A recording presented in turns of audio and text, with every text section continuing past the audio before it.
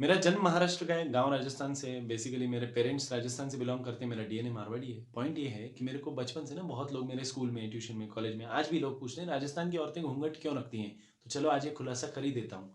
Point ये है कि आपको अगर पता है राजस्थान की, इंडिया की ज्योग्राफी अगर आपको पता है तो राजस्थान और दिल्ली एकदम टचिंग टचिंग स्टेट हैं। उस वक्त ऐसे 2 स्टेट्स नहीं थे, छोटे-छोटे राज्य हुआ करते थे।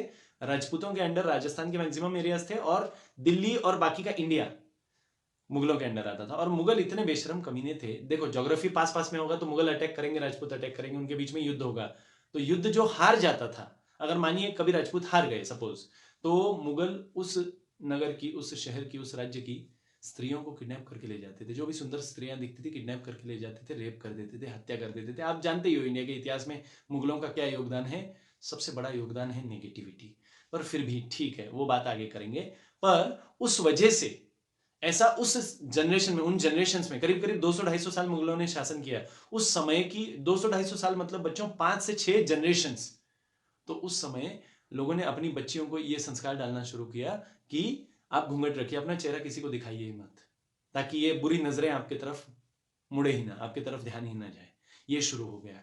पर बाद में जब मुगल चले गए, फिर अंग्रेज आए, अंग्रेज चले गए, फिर इंडिया आजाद हो गया। पॉइंट ये है, कोई चीज अगर 5-6 जनरेशन कंटिन्यू फॉलो की जाए और फिर अचानक से छोड़ दी जाए तो थोड़ा डिसरेस्पेक्टिंग हो जाता है, थोड़ा अजीब हो जाता है। इसलिए अपने पति से जो भी बड़े लोग हैं उनके रेस्पेक्ट के लिए अभी घूंघट रखा जाता है। अभी उसका इस नॉनसेंस से कोई लेना देना नहीं है। वो जो मुगल वाला जो नॉनसेंस था उससे कोई लेना देना नहीं। अभी एक रेस्पेक्ट के तौर पे कि वो घूंघट एक रेस्पेक्ट का प्रदर्शन करता है कि I respect you, you are elder than my husband, so I respect you. ऐसा पहले तो सारी बच्चियां, औरतें, सभी लोग घूंघट रखती थी, सभी लोग अपना चेहरा छुपा के रखती थी।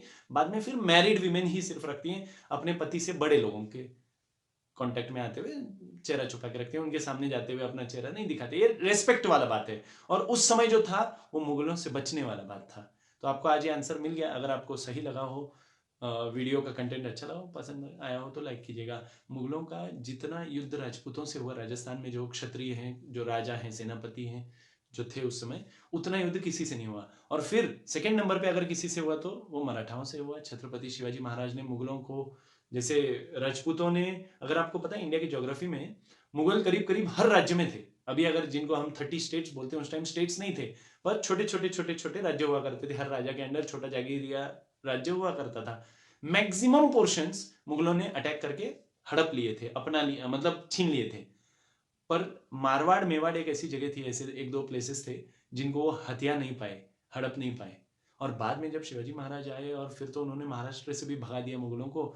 और सिर्फ महाराष्ट्र से भगाया नहीं, दिल्ली तक ले जाके, अफगानिस्तान तक ले जाके मार मार के आगे भगाया। ये हमारे देश का इतिहास है। पता नहीं क्यों नहीं पढ़ाया जाता, पढ़ाया जाना चाहिए। हर रोज कहीं ना कहीं छोटी बात बताई जानी चाहिए, ताकि हमको पता पड़े साला हम वंशज किसके हैं, हम बात क्या कर रहे हैं, हम कमजोर थोड़ी हैं। और उस टाइम जो औरतें घूंघट पहनती थी वो एक अवॉइड करने के लिए था, वो डर के मारे नहीं था। मेरे गांव में ना बांबू होता है ना, बांबू, बांस का लकड़ी, उसको डांग बोलते हैं, डांग। उस समय भी मैंने कहीं पे पढ़ा है कुछ स्त्रियों को उनकी फैमिलीज प्रशिक्षण देती थी डांग चलाने की। मतलब सामने से कोई अगर आ रहा है आपको अटैक करने या नॉनसेंस टच करने का कोशिश कर रहा है तो अटैक करने का सिखाया जाता था। और तलवारबाजी तो इंडिया में पहले से ही सिखाई जाती है। और अगर आपको और डिटेल कुछ अलग अलग सुपरस्टिशन जिसको हम मानते हैं उसके बारे में भी अगर चाहिए कोई डिटेल्स कि सर ऐसा क्यों करते हैं, ऐसा क्यों करते हैं, तो वीडियो में कमेंट कीजिएगा, मैं बताऊंगा आपको। जैसे हम लोग बोलते हैं काली बिल्ली रास्ता क्रॉस कर जाए तो 5 मिनट रुकना चाहिए, उसका भी रीजन है, साइंटिफिक रीजन है, मतलब मीनिंगफुल सेंस है, वो बताऊंगा मैं आगे। वो सुपरस्टिशन नहीं है। बहुत सारे ऐसी चीजें हैं, जैसे सती होना समझते हो, कि किसी औरत का पति गुजर गया तो उसी की अग्नि पे जल के जान दे देना, उसके भी पीछे कोई रीजन था, नॉनसेंस नहीं था वो। पर हाँ, बाद बाद में वो रीजन सॉल्व होते गया, तो फिर अभी वो नॉनसेंस है या अभी वो उतना जरूरी नहीं है। उसका रीजन मैं आगे किसी वीडियो में बताऊंगा। आप ऐसी चीजें मुझे कमेंट किया कीजिए कि सर ऐसा क्यों करते हैं, ऐसा क्यों करते हैं, फिर मैं बताते जाऊंगा। ठीक है, थैंक यू सो मच। जय हिंद, जय महाराष्ट्र।